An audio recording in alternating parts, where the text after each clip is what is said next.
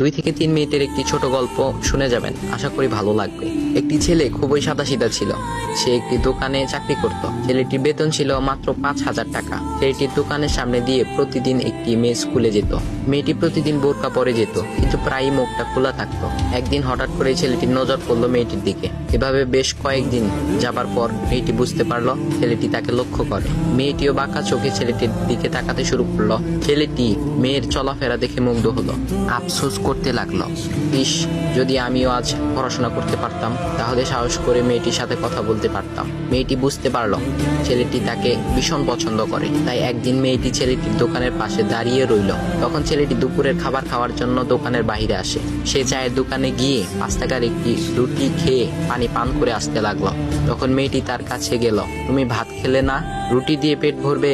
তখন ছেলেটি মেয়েটিকে দেখে অবাক হয়ে গেল। তখন ছেলেটি বলল, আমি ভাত খেলে আমার মা, বাবা আর ছোট বোনকে কি খাওয়াবো? মেয়েটি শিক্ষিত, তাই অল্পতেই বুঝে গেল।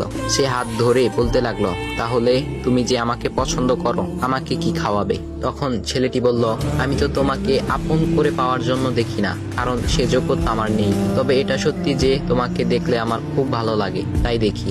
মেয়েটি ছেলেটির কথা শুনে চোখের পানি ধরে রাখতে পারলো না। সে বুঝে গেল ছেলেটির চরিত্র ও ভাবনা অনেক সুন্দর। সেদিন মেয়েটি চলে গেল।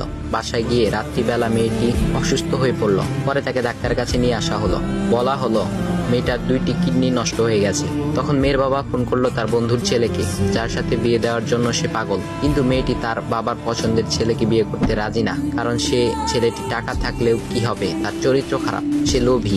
এদিকে মেয়েটির কোনো লোভ ছিল না। যাই হোক, হবু জামাই আসার পর তাকে সব খুলে বলল, তোমার থেকে একটি কিডনি খুলে আমার মেয়েকে দাও। তুমি তো বলছো আমার মেয়েকে তুমি অনেক ভালোবাসো, তাকে পেলে তুমি ভালো হয়ে যাবে, তাহলে আজ পরীক্ষা দাও। তখন ছেলেটি বলল, আমি আপনার রোগা মেয়েকে বিয়ে করতে পারবো না, আমার কি সুস্থ মেয়ের অভাব নাকি? এ বলে সে চলে গেল। বাবা তখন কেঁদে কেঁদে মেয়ের কাছে সব খুলে বলল।